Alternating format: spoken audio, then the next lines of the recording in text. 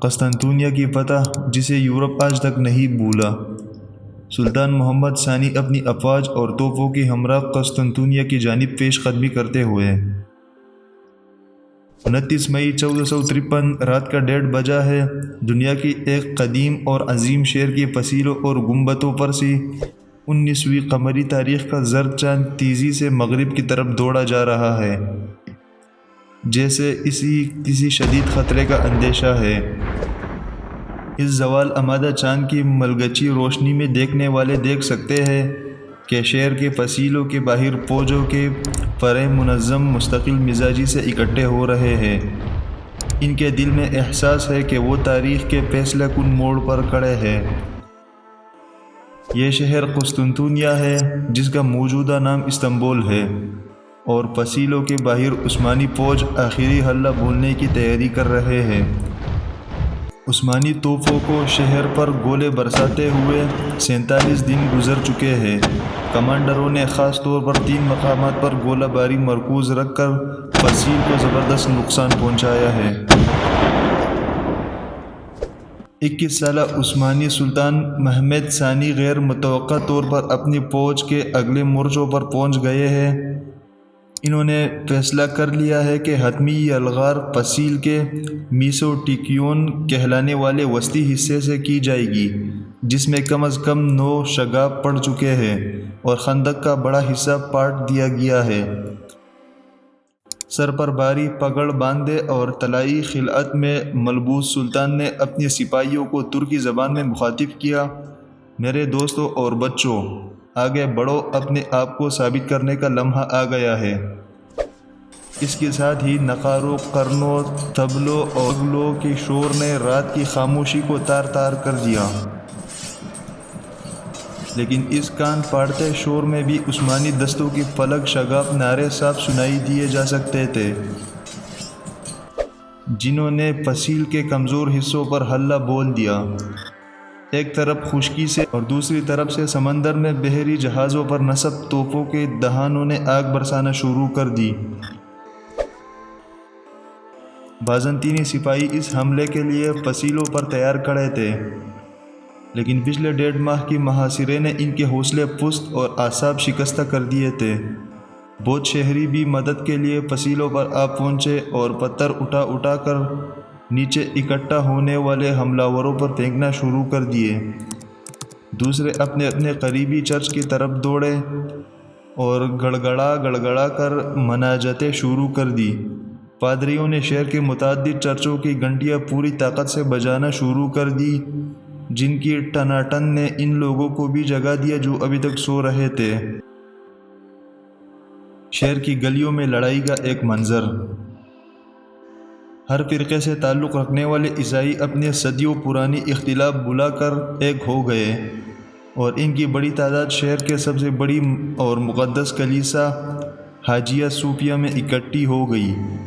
دفاعی فوج نے جان فشانی سے عثمانیوں کی الغار روکنے کی کوشش کی، لیکن اطالوی طبیب نکولو باربیرو جو اس دن شہر میں موجود تھے، لکھتے ہیں کہ سفید پگڑیاں باندھے ہوئے حملہ جانصاری دستے بے جگر شیروں کی طرح حملہ کرتے تھے، اور ان کے نعرے اللہ اکبر اور طبلوں کی آوازیں ایسی تھی جیسی ان کا تعلق اس دنیا سے نہ ہو۔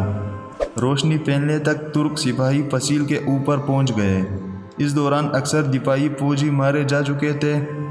جب مشرق سے سورج کی پہلی کرن نمودار ہوئی تو اس نے دیکھا کہ ایک ترک سپاہی کرکوپورتا دروازے کے اوپر نصب بازنطینی پرچم اتار کر اس کی جگہ عثمانی جھنڈا لہرا رہا ہے۔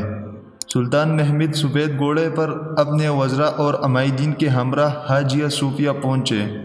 صدر دروازے کے قریب پہنچ کر وہ گھوڑے سے اترے اور گلی سے ایک مٹی خاک لے کر اپنی پگڑی پر ڈال دی۔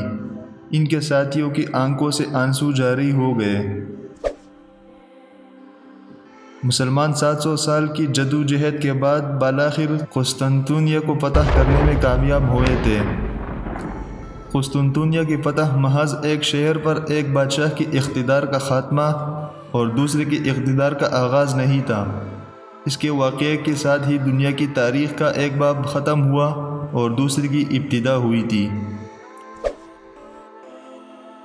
ایک طرف 27 قبل مسیح میں قائم ہونے والی رومن امپائر 1480 برس تک کسی نہ کسی شکل میں برقرار رہنے کے بعد اپنے انجام کو پہنچی، تو دوسری جانب عثمانی سلطنت نے اپنا نقطہ عروج چھو لیا اور وہ اگلے 4 صدیوں تک 3 براعظموں ایشیا، یورپ اور افریقہ کے حصوں پر بڑی شان سے حکومت کرتے رہے۔ 1453 ہی وہ سال ہے جسے قرون وسطیٰ مڈل ایجز کا اختتام اور جدید دور کا آغاز بھی سمجھا جاتا ہے۔ یہی نہیں بلکہ فتح قسطنطنیہ کو فوجی تاریخ کا سنگ میل بھی قرار دیا جاتا ہے، کیونکہ اس کے بعد ثابت ہو گیا کہ اب بارود کی استعمال اور بڑی توپوں کی گولہ باری کے بعد فصیلیں کسی شہر کی تحفظ کے لیے ناکافی ہیں۔ شہر پر ترکوں کے قبضے کے بعد یہاں سے ہزاروں کی تعداد میں یونانی بولنے والے شہری بھاگ کر یورپ اور خاص طور پر اٹلی کے مختلف شہروں میں جا بسے۔ اس وقت یورپ تاریک دور سے گزر رہا تھا اور قدیم یونانی تہذیب سے کٹا ہوا تھا، لیکن اس تمام عرصے میں قسطنطنیہ میں یونانی زبان اور ثقافت بڑی حد تک برقرار رہی تھی۔ یہاں پہنچنے والی مہاجروں کے پاس ہیرے جواہرات سے بیش قیمت خزانہ تھا۔ ارسطو، افلاطون، بطلیموس، جالینوس اور دوسرے حکماء و علماء کی اصل یونانی زبان کے نسخے، ان سب نے یورپ میں قدیم یونانی علوم کی احیاء میں زبردست کردار ادا کیا، اور مورخین کے مطابق انہی کی وجہ سے یورپ میں نشاط الثانیہ کا آغاز ہوا، جس نے آنے والے صدیوں میں یورپ کو باقی دنیا سے سبقت لینے میں مدد دی، جو آج بھی برقرار ہے۔